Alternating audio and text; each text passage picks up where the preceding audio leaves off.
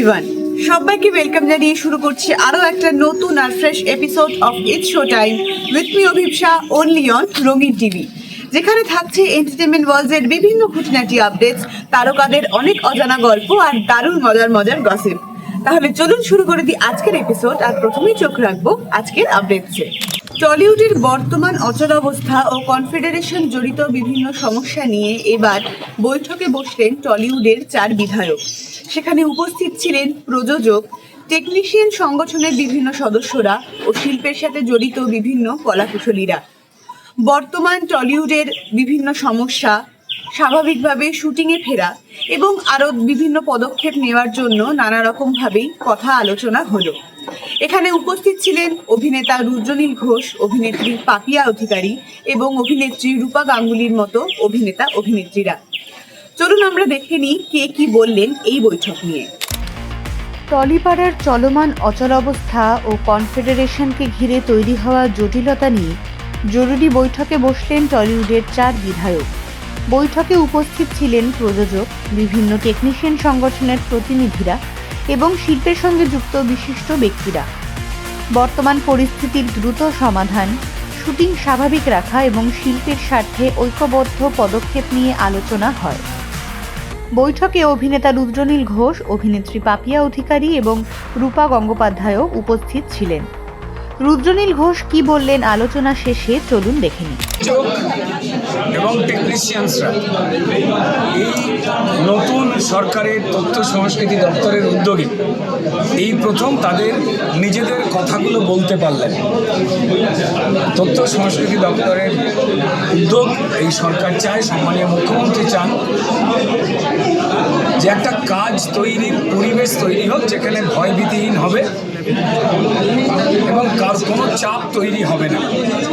আজ অত্যন্ত আশার কথা যে আজকে নন্দনে পরপর যতগুলো মিটিং হলো, প্রযোজকদের একটা অংশকে ডাকা হয়েছিল যারা রেগুলার কাজ করেন, যারা রেগুলার টেকনিশিয়ানস তারা এসেছিলেন এবং আমাদের 4 জন, আমি, রূপাদি, পাপিয়াদি, হিরণ, আমাদের 4 জন এবং সরকারি অফিসার, তারা দীর্ঘক্ষণ ধরে মিটিং যে করলেন।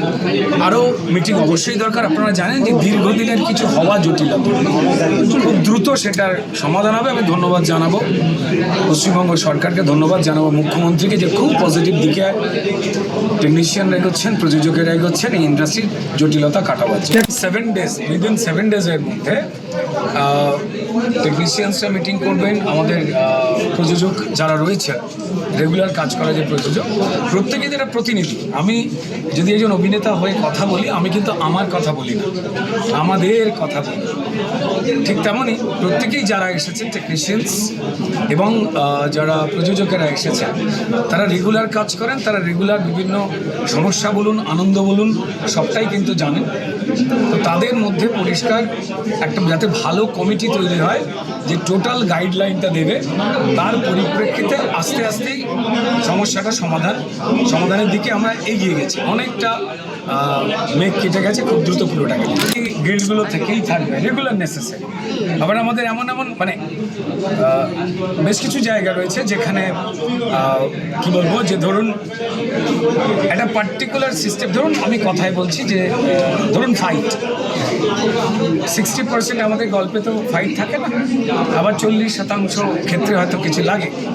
তো তাই মেজরলি আগে যারা রেগুলার হিসেবে রয়েছেন তারা আসবেন, আর অবশ্যই যেমন ফাইট বা অন্যান্য যারাই রয়েছে তারা কেউ ব্রাত্য না, তাদের সঙ্গেও তারপরে অবশ্যই কথা বলতে হবে। তো যাই হোক না কেন, উদ্দেশ্যটা যেটা সেটা খুব তাড়াতাড়ি স্পষ্ট হচ্ছে এবং দারুণ একটা সময় আসছে। বিখ্যাত মেকআপ আর্টিস্ট সোমনাথ কুণ্ডু কি জানালেন আসুন দেখে নিই। মিটিংয়ে মোটামুটি ওয়েজেস নিয়ে এবং কী করে কিছু নিয়ম পরিবর্তন হতে পারে সেসব নিয়ে আমরা আলোচনা করলাম। সৌমিত্র বাবু ছিলেন এবং 4 বিধায়ক সবাই মিলে তাদের অনেক কিছু দাবি আছে এবং তার সাথে প্রডিউসাররাও আছে। তারা কিছু নতুন রুলস দিচ্ছেন বা বলছেন, আমরা এটা নিশ্চয়ই মেনে দেখব এবং আমরা চাই, আমাদেরকে জানতে চেয়েছিল তোমরা কীভাবে ভাবছো ইন্ডাস্ট্রিকে। আমরা বলেছি যে প্রডিউসার যাতে তার লগ্নি ফিরে পায় এবং প্রডিউসারদের যাতে যাতে তার টাকা ফিরে পায় এবং আমাদের প্রতিটা টেকনিশিয়ান যাতে কাজ করতে পারে। হাতে হাত মিলিয়ে আমরা চাই যে ইস্টার্ন জোনের ফেডারেশন, ইন্ডিয়ার বেস্ট ফেডারেশন, সেটা তৈরি করার জন্য আমরা সবাই হাতে হাত মিলিয়ে কাজ করব। তাতে আমাদের কিছু কিছু ওনারা প্রস্তাব দিয়েছেন, সেটা আমরা বিবেচনা করে দেখব। কারণ আমরা ওনাদের কাছে সবার আগে দাবি করেছি যে আমাদের ফেডারেশনের যে অচল অবস্থা সেটাকে কাটানো হোক, কিছু মেম্বারদের নামে যে এফআইআর করা আছে সেগুলোকে তোলা হোক। ওনারা সেগুলোকে আশ্বাস দিয়েছেন যে এরকম ঘটবে না। তো ব্যান্ড কালচারের জন্য, বা শুধু ব্যান্ড কালচার না, এনি প্রবলেম, যদি কেউ নারী গঠিত সমস্যা কিছু বলে, কারণ কিছুদিন আগে আপনারা দেখেছেন যে বিগত কোনো এক সদস্যের বিরুদ্ধে এরকম কেস এসছে, অনেকে অনেক কথা বলেছে, সেই নিয়ে একটা বড় কমিটি গঠন হবে, যার মধ্যে সবাই থাকবে, আর্টিস্ট, টেকনিশিয়ান এবং সরকারি লোকজন, তারা সবাই থাকবেন, থেকেই যাতে এই ঘটনাগুলো না ঘটে হতে চলেছে। তো ওনারা বলছেন এটা দীর্ঘ প্রসেস, তো একটু সময় লাগবে। ওনারা শিগগিরই, আমরা 7-8 দিনের মধ্যে একটা কমিটি, 1 সপ্তাহের মধ্যে একটা কমিটি ওনারা দিতে বলেছেন। তার উপর আমরা পুরো ছিল, আছে, থাকবে এবং আমরা সবাই থাকবে। আলোচনা শেষে চলুন দেখিনি হিরণ কি জানালেন। মোটামুটি গিল্ডের যারা আছেন তাদের সবার সঙ্গে মোটামুটি কথা হলো। আমরা সব কিছুই চেষ্টা করছি যেন দুর্নীতিমুক্ত একটা গিল্ড হয়, এবং গিল্ডের যারা আছেন, যারা আজকে এখানে রিপ্রেজেন্টেটিভ এসেছিলেন, যারা প্রতিনিধিত্ব যারা করলেন, প্রডিউসার তারাও আছেন এবং গিল্ডের বিভিন্ন সবাই আছেন, সবাইকে নিয়ে আমরা একটা ওয়ার্কিং কমিটি করার একটা প্রস্তাব করা হয়েছে। সবাই প্রত্যেকটা গিল্ড থেকে একজন করে থাকবেন, প্রডিউসার্সদের তরফ থেকেও থাকবেন, এবং প্রডিউসার্সদের টিভি প্রডিউসার এবং সিনেমা প্রডিউসার তাদের দুজনের পক্ষ থেকেই থাকবে, এবং একটা ওয়ার্কিং কমিটি হবে। এবং সেই ওয়ার্কিং কমিটি থেকে আমাদের যেটা সরকারের যে আমাদের অ্যাডভাইজারি কমিটি আছে, যেখানে আমরা 4 জন বিধায়ক আছি এবং আমাদের সঙ্গে প্রিন্সিপাল সেক্রেটারি আছেন, তারা মিলে আমরা একটা সমন্বয় স্থাপন করে আগামী দিনে যা যা তাদের কত টাকা ওয়েজেস হবে, কত ঘন্টার শিফট হবে, কিভাবে কাজগুলো হবে, সমস্ত পলিসিগুলো ডিসাইড করা হবে। বাট ফর দ্য টাইমিং যেটা বলা হয়েছে সেটা হলো যে প্রত্যেক গিল্ডের তরফ থেকে একজন করে প্রডিউসার, টিভি প্রডিউসার এবং ফিল্ম প্রডিউসার তাদের তরফ থেকে আর 2-4 জন করে থাকবে, এবং সবাই মিলে একটা টিম ওয়ার্কিং কমিটি করে তার উপরে থাকবে আমাদের সরকারের তরফ থেকে অ্যাডভাইজারি কমিটি, দিয়ে আমরা একটা সমন্বয় স্থাপন করে আগামী দিনে সমস্ত পলিসিগুলো ডিসাইড। এই কমিটিতে অলরেডি আছে, এক্সিস্ট করছে আইএনসি এর তরফ থেকে, যেখানে আমরা 4 জন বিধায়ক আছি এবং আমাদের সরকারের তরফ থেকে প্রিন্সিপাল সেক্রেটারি আছেন এবং সেক্রেটারি আছেন। তো এরা আছেন এবং আমরা 4 জন আছি। এটাতে অ্যাডভাইজারি কমিটি আর একটা ওয়ার্কিং কমিটি হবে, যেটা আমাদের ফিল্ম ইন্ডাস্ট্রিতে। সেখানে কোনো ভেন্ডাররা থাকবেন না, শুধুমাত্র না, there will be no vendors guild, কারণ ভেন্ডারদের সঙ্গে তো আমাদের শিল্পের কোনো সংযোগ নেই, ভেন্ডাররা তারা সাপ্লাই করে।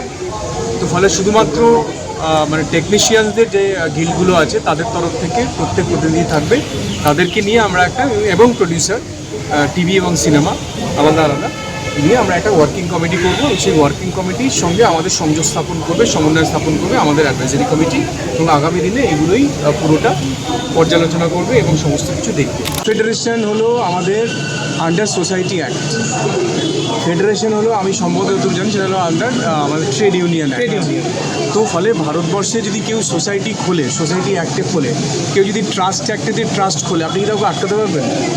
ভারতবর্ষ তো একটা গণতান্ত্রিক দেশ। আমি আপনাদেরকে জিজ্ঞেস করছি, আপনারা মিলে কালকে গিয়ে যদি ওখানে একটা ট্রাস্ট খোলেন, আমি কি কালকে আপনাকে আটকাতে পারবো?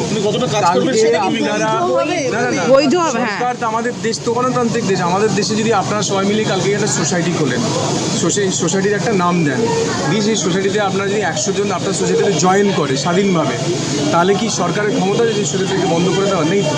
যতক্ষণ না আপনি কোনো বেআইনি কাজ করবেন। তো ফলে আমাদের দেশ স্বাধীন দেশ, গণতান্ত্রিক উপায়ে কেউ সোসাইটি খুলতে পারে, কেউ ট্রাস্ট খুলতে পারে, কেউ লেবার ট্রেড ইউনিয়ন অ্যাক্টেতে খুলতে পারে, কেউ লেবার ইউনিয়নে খুলতে পারে। তো প্রত্যেক দেশে যে যা ইচ্ছা করতে পারে। সরকারি, আমাদের বম্বেতে 4টে আপনার আছে কী বলে ইউনিয়ন আছে, সেখানে কেউ আটকে দিয়েছে, তাই না? আমাদের চেন্নাইতে বলুন, যারা যখন বম্বে থেকে যারা আসেন এখানে শুটিং করতে, তারা তো তাদের পুরো নিজের টিমটা নিয়ে আসে। তখন যেমন শাহরুখ খান আসেন, আমির খান আসেন, দীপিকা পাদুকোন আসেন, অমিতাভ বচ্চন আসেন, তারা তো তাদের মেকআপ আর্টিস্ট, তাদের হেয়ার স্টাইলিস্ট সবাইকে এখানে নিয়ে আসেন। প্রত্যেকটা গিল্ডের তরফ থেকে একজন করে প্রতিনিধি, তাই না? সেটা ইনক্লুডিং প্রডিউসার্স। এবার তাদের সঙ্গে সংযোগ স্থাপন করবেন সরকার। সরকার মানে কি? সরকার এই মুহূর্তে একটা অ্যাডভাইজারি কমিটি বানিয়েছেন, তাই না? যারা কনস্টিটিউশনালি রিকগনাইজড, অ্যাপ্রুভড, তাই না? ইলেক্টেড। ফলে elected members of the government তো ইলেকশন দিয়ে হয়, এখানে সিলেকশন দিয়ে গভর্নমেন্ট হয় না। ফলে গভর্নমেন্ট মানে হলো আমাদের অ্যাডভাইজারি কমিটি হু আর ইলেক্টেড, আর তার সঙ্গে সরকারের যারা অফিসার রয়েছেন তারা রয়েছেন, তার সঙ্গে আমাদের প্রত্যেকটি গিল্ড, আমি ভেন্ডার্স গিল্ড নয়, কিন্তু আমাদের টেকনিশিয়ান টেকনিশিয়ানকে, তাদের প্রত্যেকের প্রতিনিধি থাকবে, তাদের সঙ্গে সংযোগ স্থাপন এবং সমন্বয় করবে সরকার চূড়া অ্যাডভাইজারি কমিটি। সংশ্লিষ্ট সকল পক্ষের মতামত শুনে সমস্যা সমাধানে আলোচনার পথেই এগোনোর উপর জোর দেওয়া হয়েছে। টলিউডের স্বাভাবিক কাজকর্ম দ্রুত ফিরিয়ে আনতে আগামী দিনেও প্রয়োজনীয় উদ্যোগ নেওয়ার আশ্বাস দেওয়া হয়েছে। সম্প্রতি বলিউড অভিনেতা সঞ্জয় দত্তকে ঘিরে ফের আলোচনা উঠেছে 1993-এর মুম্বাই বিস্ফোরণ কাণ্ড নিয়ে। এক সাক্ষাৎকারে উজ্জ্বল নিকম জানান যে তিনি সঞ্জয়ের বিরুদ্ধে কঠিনতম সাজা চেয়ে এই যুক্তি দেখিয়েছিলেন আদালতে যে অস্ত্র আইনে সাব্যস্ত হওয়ার পর কোনো রকম অ্যাক্টেরই সুবিধা দেওয়া উচিত নয় এই অভিনেতাকে। যদিও সঞ্জয় দিকের উকিলরা এরকম যুক্তি দিয়েছিল যে প্রথম অপরাধের জন্য তার জামিন হওয়া উচিত। তবে উজ্জ্বল নিকম জানান যে তিনি কোনোভাবেই সঞ্জয় দত্তকে সন্ত্রাসবাদী বলে মনে করেন না। তিনি এও বুঝেছিলেন যে একেবারেই অভিনেতার অপরিণত সিদ্ধান্ত এবং অস্ত্রের প্রতি এক অমোঘ টানের ফলাফল। উজ্জ্বল নিকমের দাবি, সঞ্জয় দত্তের কাছ থেকে যে পিস্তলটি পাওয়া গেছিল তা দাউদ ইব্রাহিমের খুব ঘনিষ্ঠ এক শার্প শুটারের কাছ থেকেই এসেছিল। যদিও একথা তিনি বারবার স্বীকার করেছেন যে সঞ্জয় দত্ত কখনোই সন্ত্রাসবাদী নয়, তবে তিনি এও জানান যে অস্ত্র আসার সঙ্গে সঙ্গে তা যদি পুলিশের কাছে ইনফর্ম করে দেওয়া হতো তাহলে হয়তো এই বিস্ফোরণের হাত থেকে অনেক সাধারণ প্রাণকে বাঁচানো যেত। বলিউড অভিনেতা সঞ্জয় দত্তকে নিয়ে ফের চর্চায় উঠে এসেছে 1993 সালের মুম্বাই বিস্ফোরণ মামলার প্রসঙ্গ। সম্প্রতি দেওয়া সাক্ষাৎকারে উজ্জ্বল নিকম জানান, আদালতে সঞ্জয় দত্তের বিরুদ্ধে কঠোর সাজা চেয়ে তিনি যুক্তি দিয়েছিলেন যে অস্ত্র আইনে দোষী সাব্যস্ত হওয়ার পর তাকে প্রভিশন অফ অফেন্ডার্স অ্যাক্টের সুবিধা দেওয়া উচিত নয়। নিকমের দাবি, সঞ্জয় দত্তের কাছে যে পিস্তলটি ছিল সেটি দাউদ ইব্রাহিমের ঘনিষ্ঠ এক শার্প শুটারের কাছ থেকে এসেছিল, তাই তিনি আদালতে 7 বছরের সাজা চেয়েছিলেন। অন্যদিকে সঞ্জয়ের আইনজীবীরা প্রথম অপরাধের যুক্তি দেখিয়ে তাকে জামিনে মুক্তি দেওয়ার আবেদন করেন। শেষ পর্যন্ত আদালত নিকমের যুক্তি মেনে 7 বছরের কারাদণ্ডের রায় দেন। রায় ঘোষণার সেই মুহূর্তের কথা স্মরণ করে উজ্জ্বল নিকম বলেন, সঞ্জয় দত্ত তখন ভয় কাঁপছিলেন এবং বারবার বলছিলেন, স্যার আমি কিছু ভুল করিনি, আমি ফিরে আসব। নিকম জানান, তখন তিনি সঞ্জয় দত্তকে শান্ত থাকতে এবং সোজা হয়ে দাঁড়াতে বলেন, কারণ সংবাদ মাধ্যম সেই দৃশ্য দেখছিল। তার কথায় সেই সময় অনেকেই তাকে খলনায়ক হিসেবেই দেখছিলেন। তবে কঠোর অবস্থান নিলেও উজ্জ্বল নিকম স্পষ্টভাবে বলেন, তিনি কখনো সঞ্জয় দত্তকে সন্ত্রাসবাদী মনে করেননি। তার মতে সেটা ছিল অপরিণত সিদ্ধান্ত এবং অস্ত্রের প্রতি অযৌক্তিক আকর্ষণের ফল। তবে নিকমের আক্ষেপ, সঞ্জয় দত্ত যদি তখনই পুলিশের কাছে অস্ত্র আসার খবর দিতেন তাহলে হয়তো 1993 সালের মুম্বাই সিরিয়াল বিস্ফোরণের ষড়যন্ত্র আগেই সামনে আসতে পারত এবং বহু মানুষের প্রাণ বাঁচানো সম্ভব হতো। অনেক দর্শকই থাকেন যাদের হরর জনারটা দারুণ পছন্দের। কেউ কেউ পছন্দ করেন নিখাত ভূতের সিনেমা, আবার কারোর পছন্দ বিভিন্ন রকম স্পাই থ্রিলার ইত্যাদি। তবে ভূতের সিনেমার কথা উঠলেই যে সিনেমার কথা একেবারেই বাদ দেওয়া যায় না তা হলো দ্য এক্সরসিস্ট। সিনেমা ইন্ডাস্ট্রির মধ্যে অন্যতম ভয়ের সিনেমা হিসাবে এটিকে গণ্য করা হয়। 1973 সালে, অর্থাৎ আজ থেকে 53 বছর আগে এই সিনেমাটি প্রেক্ষাগৃহে মুক্তি পেয়েছিল এবং তখন থেকেই তাক লাগিয়ে দিয়েছিল তা দর্শকদের মনে। সিনেমাটির গল্পটি আবর্তিত হয় একটি নিরপরাধ শিশু এবং তার মধ্যে প্রবেশ করা এক আত্মাকে নিয়ে। শিশুটির মা একজন অভিনেত্রী এবং তিনি হঠাৎই কিছু অদ্ভুত আচরণ লক্ষ্য করেন তার মেয়ের মধ্যে। অনেক রকম ডাক্তার দেখানো হয়, কোনো ফল হয় না এবং অবশেষে এক পাদ্রীকে ডেকে আনা হয় সমস্যার সমাধানের জন্য। এই সিনেমা এক সময় দর্শকদের অন্যতম ভয়ের কারণ ছিল। বলা হয়েছে প্রেক্ষাগৃহে বিভিন্ন মানুষ নাকি অসুস্থ হয়ে পড়েছিলেন এই সিনেমা দেখতে গিয়ে, এমনকি হার্ট অ্যাটাক পর্যন্ত হয়েছিল কিছু কিছু দর্শকের। যদিও এর সত্যতা এখনো জানা যায়নি, তবে বিশ্বে এমন কিছু সিনেমা থেকেই যায় যার ভয়ের রেশ অভিনেতা অভিনেত্রী এমনকি দর্শকদের মন থেকে কাটতেই চায় না। ভয়ের সিনেমা দেখার শখ অনেক মানুষেরই থাকে।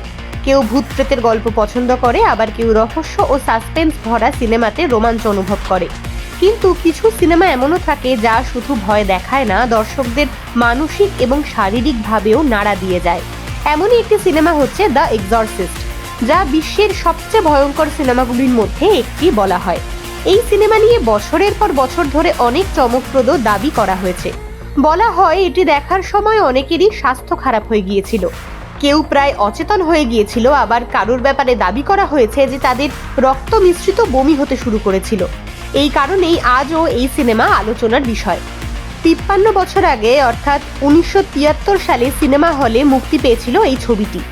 এটি একটি হরর এবং রহস্যধর্মী ছবি, যার গল্প একটি ছোট মেয়ের এবং তার দেহে কথিতভাবে প্রবেশ করা এক খারাপ আত্মার চারপাশে ঘোরে। ছবির গল্প, ভয়ঙ্কর দৃশ্য এবং সাউন্ড এফেক্ট তখন দর্শকদের জন্য একেবারেই নতুন ছিল। মুক্তির পর মানুষের মধ্যে এটি দেখার উৎসাহ অত্যন্ত বেড়ে গিয়েছিল। প্রায় 104.96 কোটির বাজেটে নির্মিত এই ছবিটি বিশ্বের প্রায় 3858.94 কোটির আয় করে ইতিহাস রচনা করেছিল। দ্য এক্সরসিস্ট গল্পে একটি নিরপরাধ শিশুর চারপাশে একটি খারাপ আত্মার ছায়া পড়ে। এরপর শিশুটির আচরণ সম্পূর্ণই বদলে যায়। শিশুটির মা, যিনি একজন প্রসিদ্ধ অভিনেত্রী, মেয়ের অদ্ভুত আচরণ দেখে অনেক ডাক্তারকেই দেখান। যখন কোনো চিকিৎসা কাজ করে না, তখন শেষ পর্যন্ত তিনি একজন পাদ্রীর সাহায্য নেন, যিনি শিশুর শরীর থেকে খারাপ আত্মাকে বের করার চেষ্টা করেন। এই ফিল্মের প্রতিটি দৃশ্য এতটাই ভয়ঙ্কর যে তা দেখার পরে দর্শকদের মন কেঁপে যায়। ফিল্ম দেখার সময় অনেক দর্শকেরই স্বাস্থ্যের অবস্থা খারাপ হয়ে গিয়েছিল। ফলে এই ফিল্ম নিয়ে অনেক মিডিয়া রিপোর্ট এবং আলোচনায় দাবি করা হয়েছে যে ফিল্মের প্রদর্শনের সময় অনেক দর্শকের আচমকা স্বাস্থ্যের অবস্থা খারাপ হয়ে গিয়েছিল। কেউ কেউ থিয়েটারে অচেতন হয়ে পড়েছিলেন, কেউ কেবল উৎকণ্ঠা এবং বমির মতো সমস্যায় ভুগছিলেন। কিছু রিপোর্টে এমনও দাবি করা হয়েছে যে কিছু মানুষ রক্ত মিশ্রিত বমি করতে শুরু করেছিল এবং অনেক দর্শককে হাসপাতালেও নিয়ে যেতে হয়েছিল। অপরদিকে ব্রিটেনের কিছু পুরনো মিডিয়া রিপোর্টে বলা হয়েছিল যে ফিল্ম দেখার পর কিছু মানুষের হার্ট অ্যাটাক হয়েছে। তবুও এই ঘটনাগুলো ফিল্মকে ঘিরে রহস্য এবং ভয় আরও বাড়িয়ে দিয়েছে। এই সিনেমাটিকে ঘিরে আরেকটি জনপ্রিয় দাবি হলো এর শুটিং চলাকালীন অনেক অদ্ভুত ঘটনা ঘটে। বলা হয় সিনেমার সঙ্গে যুক্ত অনেক অভিনেতা এবং ক্রু মেম্বারের বিভিন্ন কারণে মৃত্যুও হয়েছে এবং তারা দুর্ঘটনার শিকারও হয়েছেন। কিছু রিপোর্টে এই সংখ্যা প্রায় 20 জন পর্যন্ত বলা হয়েছে। যদিও এই সমস্ত দাবির পেছনে কোনো বৈজ্ঞানিক প্রমাণ নেই, বিশেষজ্ঞরা মনে করেন যে সময়ের সঙ্গে সঙ্গে সিনেমার সঙ্গে যুক্ত অনেক গল্প এবং গুজবও যোগ হয়ে যায়, যার ফলে এর রহস্য আরোই বেড়ে যায়। তবুও দ্য এক্সরসিস্ট আজও হরর সিনেমার ইতিহাসের সবচেয়ে আলোচিত এবং ভয়ঙ্কর সিনেমাগুলোর মধ্যে একটি গণ্য হয়। সম্প্রতি মুক্তি পেয়ে গেছে ধামাল ফ্র্যাঞ্চাইজির চতুর্থ সিনেমা ধামাল 4, যেখানে রয়েছেন অজয় দেবগন, আরশাদ ওয়ারসি, রিতেশ দেশমুখ, জাভেদ জাফরির মতো অভিনেতারা। তবে এই ছবি বক্স অফিসে তেমন সাড়া ফেলতে পারেনি এখনো পর্যন্ত, এবং এর অন্যতম কারণ হিসেবে মনে করা হচ্ছে সিনেমাতে ব্যবহৃত একটি গান বেলা চাও। জনপ্রিয় ওটিটির দৌলতে বেলা চাও গানটি এখন দারুণ জনপ্রিয়। প্রায় বিশ্বের সকল মানুষই মানি হেস্টের মধ্যে দিয়ে এই গানটি শুনে ফেলেছেন। তবে এবার এই সিনেমাতে এই গানটিকে দেখা গেছে একটি ট্রেজার হান্টের সিনে ব্যবহার করতে, যা নিয়ে অনেক দর্শকই দারুণ সমালোচনা করেছেন। বিভিন্ন দর্শক বলেছেন বেলা চাওয়ের মতো একটি গুরুত্বপূর্ণ গানকে এমন হালকা ছলে ব্যবহার করার কোনো মানেই নেই। তেমনি অপর অংশ বলেছেন যে এটি একটি কমেডি সিনেমা এবং এটিকে হালকা ছলেই নেওয়া উচিত। তবে এত কিছুর পরও এই গানটির গাম্ভীর্য পূর্ণ করা হয়েছে বলেই মনে করছেন বিভিন্ন অডিয়েন্স, এবং এই কারণে বা অন্যান্য বিভিন্ন কারণেই বক্স অফিসে তেমন সফলতার মুখ কিন্তু দেখতে পাচ্ছেন না ধামাল 4 এই ছবিটি। ধামাল এমনিতে বলিউডের অন্যতম দারুণ একটি কমেডি সিনেমা, যা প্রায় সকল দর্শকদের মনেই জায়গা করে নিয়েছিল। তবে বর্তমানের এই সিকুয়েলটি একেবারেই পছন্দ করছে না জনতা। এখন দেখার পরবর্তী সপ্তাহগুলিতে কেমন ফল করতে চলেছে ধামাল বক্স অফিসে। That's it for the day. ফিরে আসবো আরো নতুন নতুন খবর, আপডেটস আর গসিপ নিয়ে। ততক্ষণ সঙ্গে থাকুন, দেখতে থাকুন it's show time with me Abhipsa, only on Rangeen TV.